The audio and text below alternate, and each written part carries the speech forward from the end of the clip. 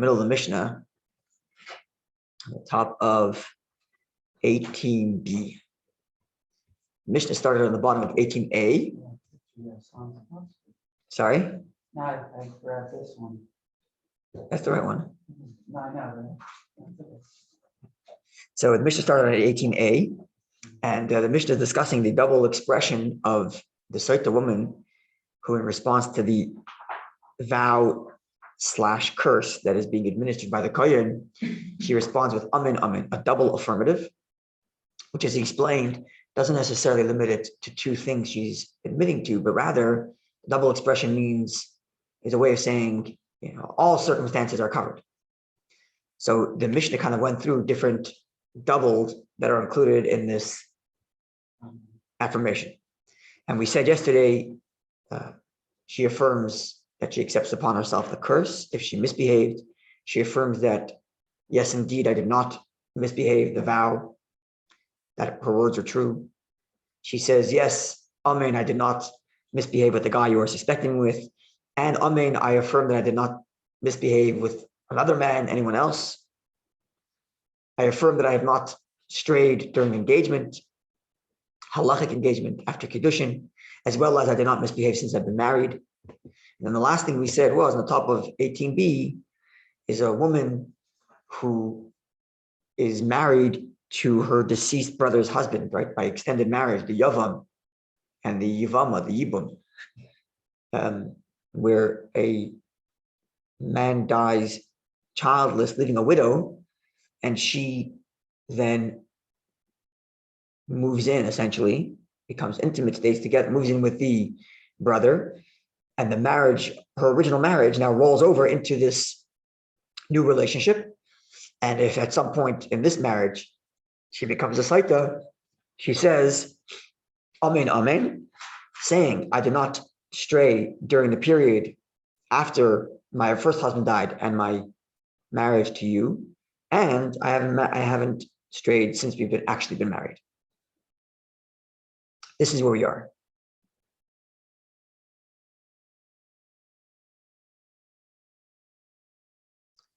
So what? Sorry? So to recap that, the first amen is I did not stray since I was with my previous husband. No, since my previous husband died, and I have been waiting to move in with you. Since my previous husband died, That's a stage called Shemeres Yavam.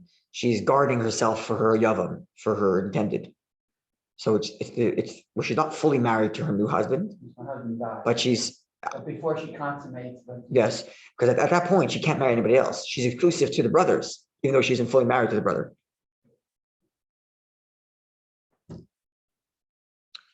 Okay. So now what the Gemara does is the Mishnah, interprets the original double expression. The original double expression the Mishnah mentioned was, I affirm that I affirm the vow and I affirm the curse. So the Mishnah now explains what that means. So that's the two expressions, two amen. That was the original one. The original interpretation of the double expression. The curse. So the Mishnah interprets that, or elucidates that, on the top of 18b, and says, amen shall, this is the way Rashi understands the Mishnah, amen shaloi nitmesi, what it means when she says, I affirm the vow, what she means is, I affirm that I did not misbehave, right? Because the Kohen administers an oath saying to her, I place you under oath that you didn't misbehave as you described. You're claiming innocence. So I place you under oath that you are innocent. And she says, yes, I'm innocent. And the second amen is that if I did misbehave, VOW, let the curse come upon me. This is the affirmation of the curse, where he administers the oath saying, I place you under vow that you didn't misbehave. And I place you under vow that if you misbehaved, you're going to be cursed. And she says amen to both of these statements. This seems to be consistent with all of the examples. That's correct. So far? Yeah. Yes. One's for the vow, one's for the curse. Yes. Yes. Okay, the mayor adds, the mayor says, there's another layer to this vow, and that is, amen shalonit meisi. I affirm and I I affirm the vow that I did not misbehave. Well, has a future component. And then in the future component, amen shaloi etma. I affirm now and I vow that I will never misbehave in the future. He phrases them in terms of past and future. He's not disagreeing with everything before, he's adding, No. right? As mentioned before. So the two there is really for the past, and the third is the future. No? There's two. Again. The double expression of two doesn't mean two and no more. When he says when she says amen, amen, I affirm, it doesn't mean there's two and not three and not four. Two is a way of saying I affirm everything. So all of the opinions mentioned before are not mutually exclusive. They all overlap. They're not different opinions. No, I understand. Right? So Rabbi Meir is not saying a third thing or a fourth thing or anything. He's just he's adding another element to how far this double expression of amen goes, that it even incorporates the future. Right. So Like, I was so just saying that one in Meir's view is really one and two of the previous ones, and then two is a future. I don't know why you have to do that. He No, agrees with everything. That's just how I. He agrees with everything. He's just adding another element. No, That's all. understood. I just the way I'm phrasing. I'm just the way I'm looking at it. Sorry, is there? Hold on 1 second. I agree. Hold on, just give me 1 second.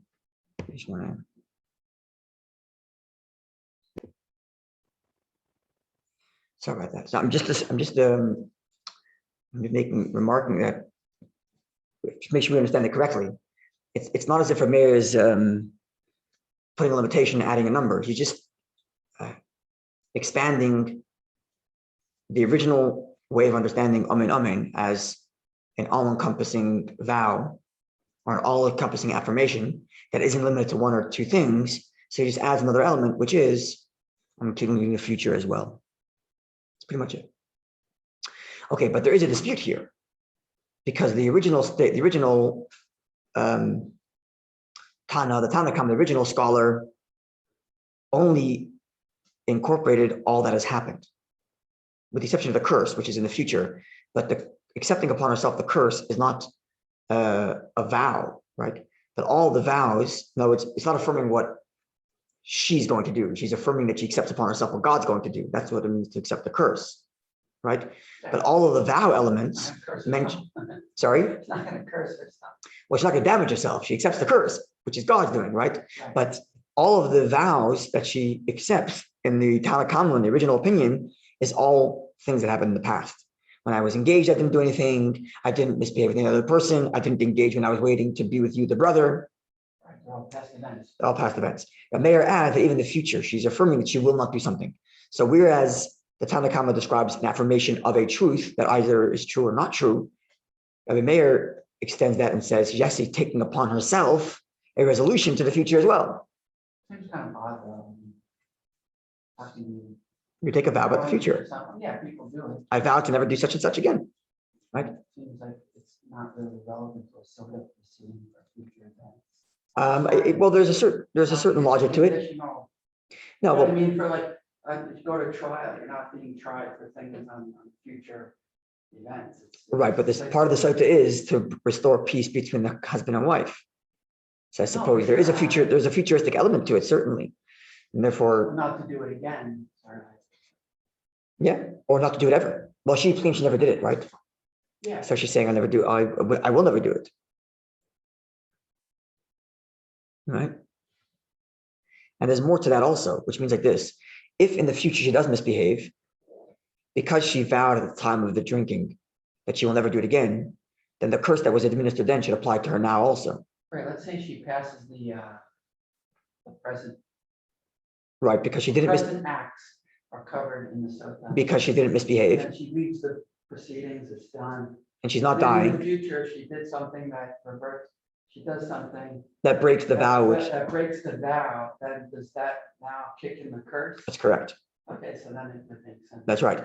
The curse, that's what Rashi explains. That's correct. So that's right. So when she says, I affirm that I never will do it again, then all the curses that are given to her now will apply if she does misbehave in the future. So let's say 5 years from now, she slips and does something. Then the curse will apply to her. That's right. Whereas in the sages, you have to go through the Sotah proceeding again. to get the curse. Otherwise, there's no curse. It's more fair to have it done that way, but that's. To have done which way? The sage's way. I think the halacha follows Rabbi Meir's way. My understanding is that having that thing over her head for something, there could be a lot of exceptions. we're talking about infidelity, not like a slip up, But it seems like the halacha follows Rabbi Meir. Really? Yeah. Okay, but the Gemara continues and Mishnah makes the following statement. Hakol Shavin, both the Tanna Kama and Rabbi Meir agree. She'ein masna, she does not include or make a condition. She'ein masna ima, he cannot make a condition upon her. There is, to explain something, there is this halachic idea called shvua de gilgul, which means once I'm administering a vow, then I might as well add more elements to it. This is a phenomenon in halacha, where let's say two disputants are fighting over property or money or anything like that, two litigants, and one claims one thing and another claims the other thing, right? So the law is there are only certain claims that would cause this court to impose a vow upon one of the litigants. Only certain claims that would do that. Now, the law is also that once the court is administering a vow, they can add to the vow other things, because he's already taken God's name by vowing. He's already doing the whole process. So we might as well add more things and say, oh, well, now that you're vowing, please add this, that, and the other, which had those things been alone, we wouldn't have forced the vow upon you. But because we're anyways at a point where we're passing a vow, we might as well throw other things in there. That's called shvua de gilgul. Shvua, vow. Ayidei, through gilgul means literally gilgul's incarnation. Like we're like incarnating into this vow other things which otherwise wouldn't have not caused you to vow. So I guess litigants try hard not to have vows imposed upon them during that. Absolutely, that's correct. You want to avoid that's correct. You want to the door to a Pandora's box. That's correct. That's correct. Yeah. He can make you vow about other things in the past, other things, right? That's right. So till now, the husband now can make her include in her vow, and in some ways does other things. The baseline vow is she's vowing that she's didn't sleep with the guy that he is suspecting her of. But now we're saying she's also vowing that she didn't misbehave to anybody else. She didn't misbehave before they were married, when she was engaged. According to Meir, she won't misbehave in the future. But so says the Mishnah, therefore. It's almost like character testimony. Well, not completely, as we'll see. Not completely. Well, let's wait. They fight this all It's not. This person's character goes towards. That's not the issue here. Let's read the whole thing, and you'll see it's not the issue. It's not a character issue.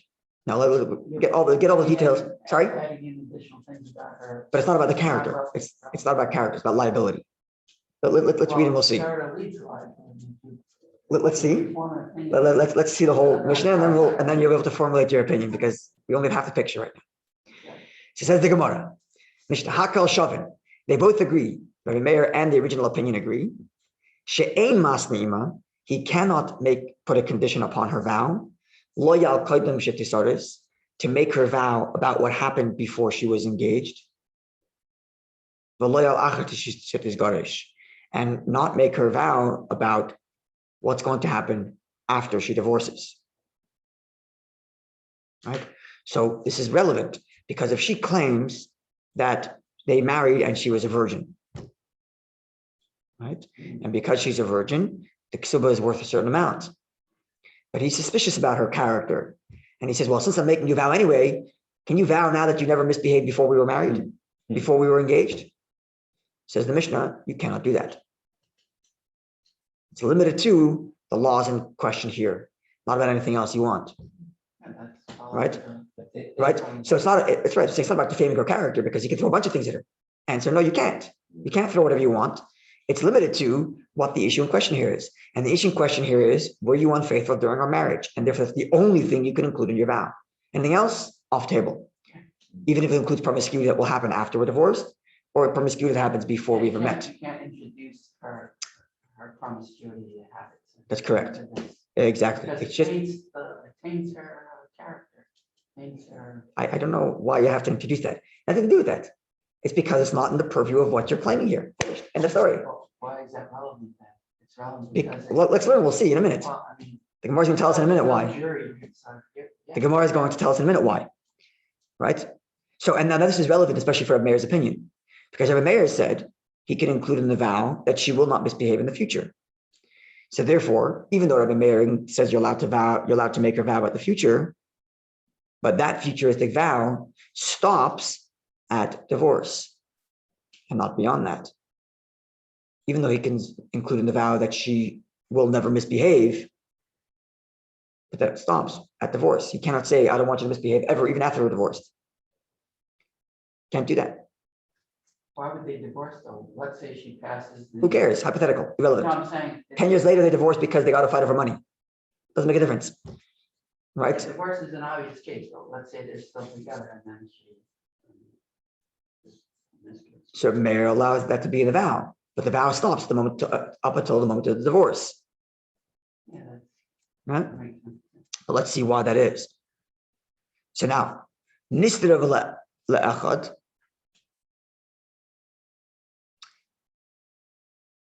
If after their divorce,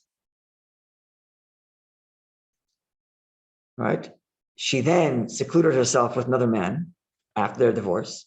She's not remarried. No, she's not remarried. After their divorce, the nitness and she misbehaved. She was intimate with that guy. And now he remarries her. So the halacha is like this: if a man and woman divorce, and this woman remarries to person B, one second, she remarries to person B, then divorces person B, she may not marry person A again. That's the halacha.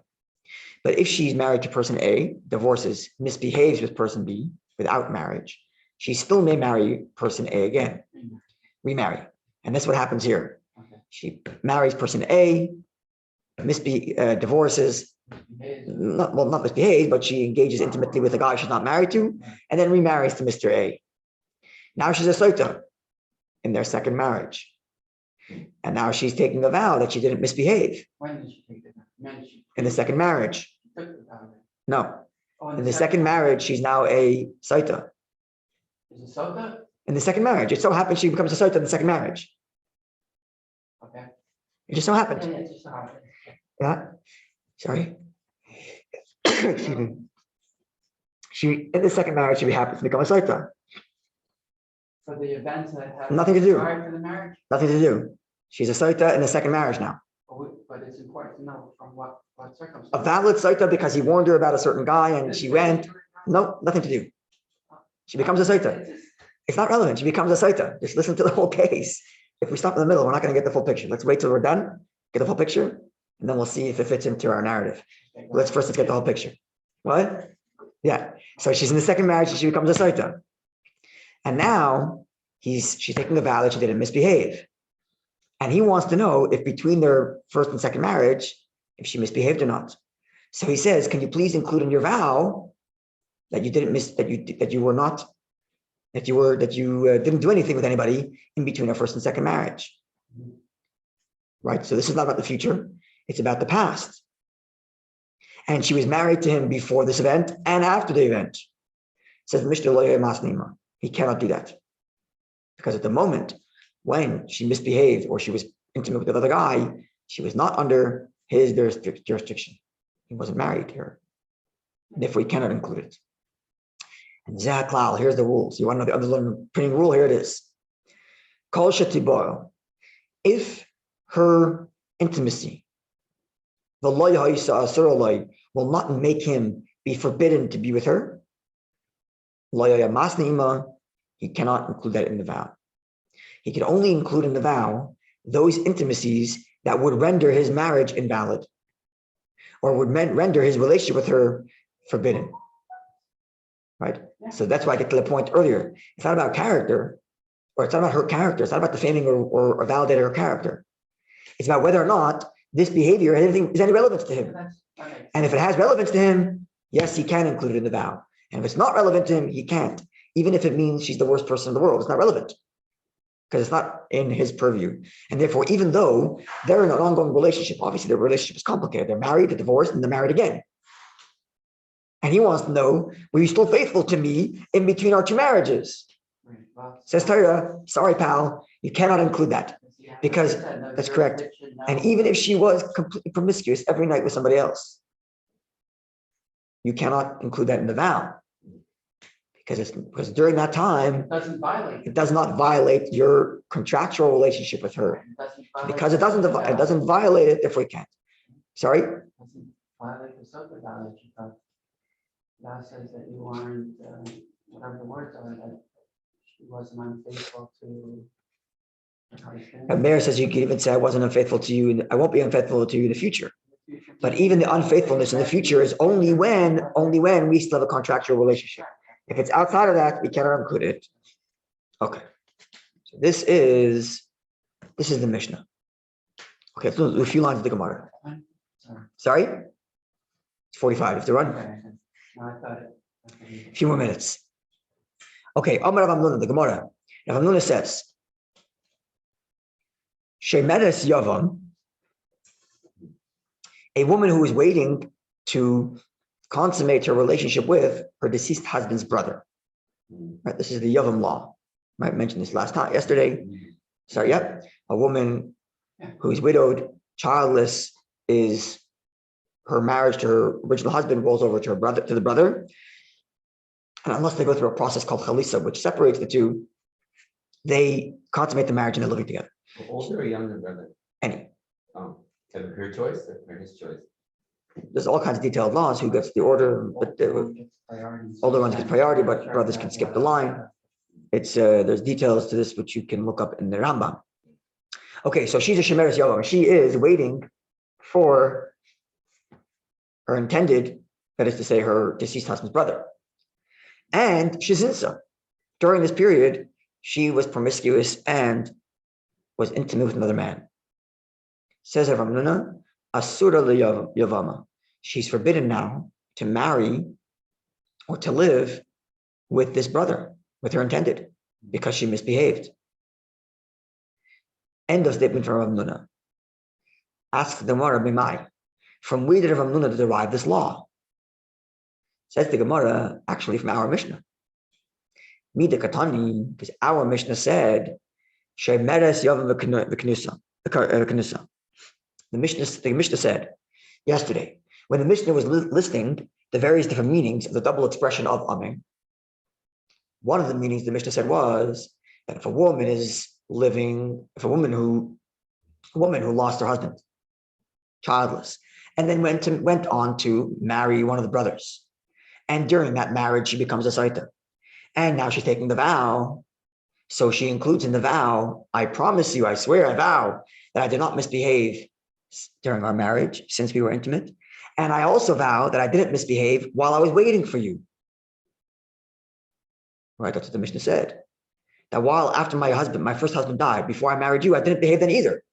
I didn't misbehave then either. Yes, with me? Is this the case with the brothers taking her? Yes, the brother's taking her as a Sotah. The brother's taking her as a Sotah. In her second marriage, the brother's taking her as a Sotah, and she's taking a vow. And she's vowing, A, I did not misbehave since I've been married to you, and B, I didn't misbehave since I was waiting for you, since my first husband died. You clear on this, Mayor? Yes? This is important. If I go forward and you're not clear on this, we're going to fall back. Okay. You clear? So again, she was married to a guy. Right.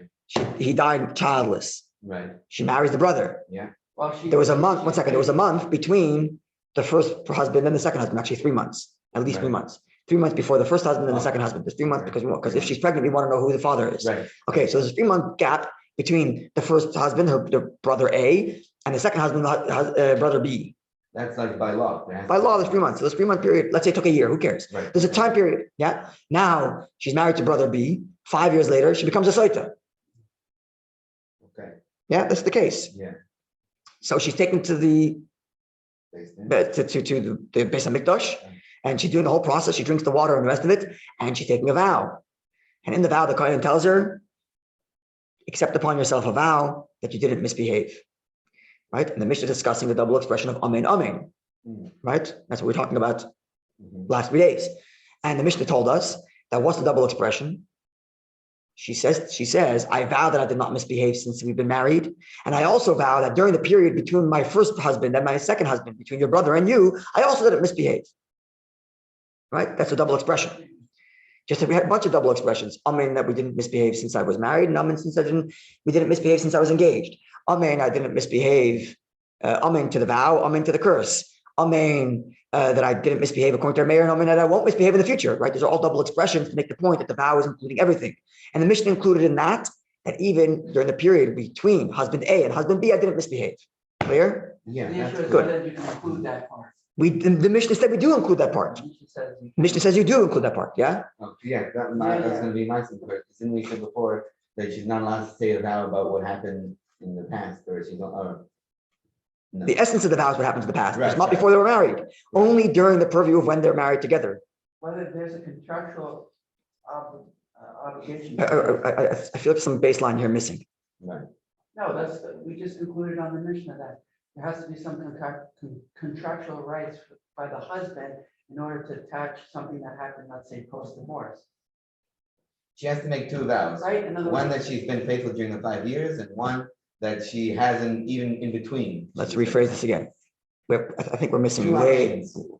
two amens to one vow. Oh, okay. And the Mishnah one vow explained to for us that the Mishnah, I feel like maybe we're missing 2 classes ago. The Gemara, right, the Pasuk says, the Kohen administers a vow, and the woman says, amen, amen. The Mishnah explained, why amen, amen? Why not just say amen once? Right. Explains the Mishnah, double expression is to include more than just what's being said. How far do we go in including? right, and we just. So the Mishnah gave us the limitations, which is, it's limited to when there's a contractual relationship between the two of them. And the Mishnah said that part of that is the wait period between husband A and husband B, if that were the case. And therefore we can deduce, and therefore, says the Gemara, if you're going to say, then all will be well. Asira, if her misbehaving between the time of husband A and husband B makes her forbidden to her second husband, that's why he can incorporate it in the vow. Because we said that the vows are limited to, the vow only incorporates that kind of relationship that would ruin the husband and wife's relationship. Now, if we're including in the vow the time period between husband A and husband B, then that would mean that time period, if she misbehaves, she cannot marry the brother, because otherwise we would not be able to include that in the vow. Clear? And therefore, if you're to say, lo yasira, if you're going to say that misbehavior between husband A and husband B, between brother A and brother B, does not forbid her to brother B, how could he incorporate it in the vow? Vatanan, but we learned in the end of our Mishnah, here's the rule, any type of relationship that if it were to result in actual intimacy, and this intimacy does not make her forbidden to her husband, cannot be incorporated into the vow. And therefore, if we are incorporating into the vow that she accepts upon herself that I did not misbehave between brother A and brother B, that means if she did misbehave between brother A and brother B, in theory, she should not be allowed to marry brother B. Following? And she would combust in both cases. Yes, but that's not the point of the thing here. The point is not Is she required to make that vow? That's the question. No, the question is intimacy between a brother A and brother B, does that invalidate her from marrying brother B? Forget this case of the Sotah. We have 2 separate cases.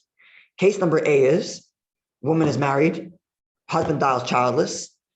She's waiting 3 months to marry brother B. Yeah. During that time, she misbehaves, she's intimate with somebody else. We, the court, know about it. Do we allow her to marry brother B or not? Question A. Question B is, the woman's been married to brother B for 5 years, and now she's a Sotah. And now she's taking a vow that she didn't misbehave. And the Mishnah told us that she includes in the vow that I didn't misbehave during that time period. This is case B. Right, separate cases. Now, because in case B, we make her vow about that time period, that means if in theory she did misbehave, then she wouldn't be allowed to marry brother B, because we only incorporate things in the vow that would in theory invalidate her marriage. And thus go back to the other case, and we would tell her, we know you misbehaved, you can't marry brother B, sorry. So You're following? We're taking our Mishnah's case to learn a law about a different case. Is this clear? Yeah, so Good. So case B is applies retroactive. All the vows in the Sotah are retroactive. Right. Did you misbehave last week or not? Did you Right. misbehave 5 years ago or not? It's all retroactive, right? Right. Is she lying or not? That's the point. That's the point of all vows. It's all retroactive. Did you lie or not? Right. Yeah. Except Rabbi says also in the future, I vow that I won't do something. But most of the vows are the past. Did you behave or not? Right. Are you lying or not when you say you behaved? Clear? Is Yeah. it clear, Robert, or no? So I'm just trying to understand. If she misbehaves in that period before she actually consecrates the marriage Yeah. with the brother, therefore, and she vowed to that extent. So therefore, she has no rights to marry, or that marriage. If she's not married yet, Yeah. case A, then she's not entitled to marry. She cannot marry the brother. Cannot marry the brother. And And if she was already married, case B, let's call it. Yeah. Then it's automatic, nullifies the divorce. Okay, nullifies the marriage. If If she's already married, let's say, and she's she's a sota and she has that she'd have to go through a divorce. she'd have to go through divorce. She'd have to go through a divorce, yeah. But he would be Therefore, forbidden. that period is a time that there's a contractual. Exactly. Yeah. From the fact that the Mishnah says that we include in the vow the time period between husband A and husband B means that during that time period, she is obliged to be with him only, and her doing anything else invalidates their relationship. Okay, so my question is, just to follow up on that. The Gemara is going to dispute this on Monday, Okay. but this is where we are right That's now. where we are Sorry. Anyway, when the woman is waiting for the brother, that word waiting, Yeah. how is that triggered? What does it mean to wait? Means she can't be with anybody else. No, but what's the formal, is there any formal Nothing. statement that has to be made? How do we know she's waiting for that? Because the brother died without children. Right, but there has That's to be it. an intent on either the brother or Automatically. Torah the. imposes it. 3 brothers or whatever, how do we know the relationship? Oh, it doesn't matter which brother. Oh, okay. It doesn't matter You which have to brother. Say something like, She's waiting for a brother. It doesn't matter which one. She has to say something? No. Well, by She rabbinical, doesn't want to marry any of these brothers. and she does chalitza. Yeah. Right, but But at the moment of death, it's. of her husband, She's waiting, she is presumably. not presumed. Torah imposed upon her or waiting. Oh, it's imposed on her. Yes, because the marriage continues, right? That's the whole point. It's a rollover marriage to the brother. So it's already an extension of the first marriage. Sort of in flux, but not really. That's right. Torah imposes upon her. So let's say her husband dies and she has a flame with someone, just whatever, and then she wants to do yibum. At this point, the Ramuna would say, you can't do yibum. Sorry. Yeah, even though there was no intent yet of what she wanted to do. Nothing to do. Or he wanted. That's correct. The marriage continues. The marriage of the first husband, her deceased husband, continues. So there's no action required other than consummation. The marriage, because the marriage continued. Now, by rabbinical law, we do something called mimer, which is like a formal ceremony before they consummate the marriage. But if they do that formal ceremony and don't consummate the marriage, she's still in original state biblically. She's still contractually to either or any of the brothers. Any of the brothers is correct.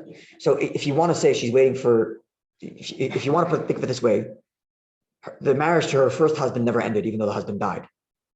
She's just waiting to see which brother it's rolling over to. This one, that one, or the other. Or are we ending it with chalitza? That's at least consistent. That's correct. That's right. So the Gemara is going to throw a wrench in the Skagmulang on Monday, but we built up all the steps until this point. Very good. You got it. Okay, a wonderful day, a good Ner Shabbos. So Yeah. what are we gonna find out what in the case where, let's say, she's if she's allowed to marry her brother, if If she was promiscuous, yeah. I'm pretty sure the law is she is allowed to, if I'm not mistaken. Wait, I'm sorry, I didn't. What the actual law is, I'm pretty sure the actual law is she's allowed to marry the brother if she misbehaved. Case eight. Meaning today's- today- Meaning Meaning today's opinion of Amuna's opinion, if Amuna's opinion is rejected. He argues that she cannot go through with the marriage because she misbehaved. And he This is bases a contractual. it on our Mishnah, which says that the vow includes that time period, right? But that opinion is rejected. Really? Yeah, so I believe she still has the obligation to go through with the second, if I'm not mistaken. If I'm not mistaken. We have to look up the Rambam, but I'm not, if I'm not mistaken. Don't quote me on this. This is from memory, but look up the Rambam, we can see. Okay, a wonderful day, good Ner Shabbos. Right.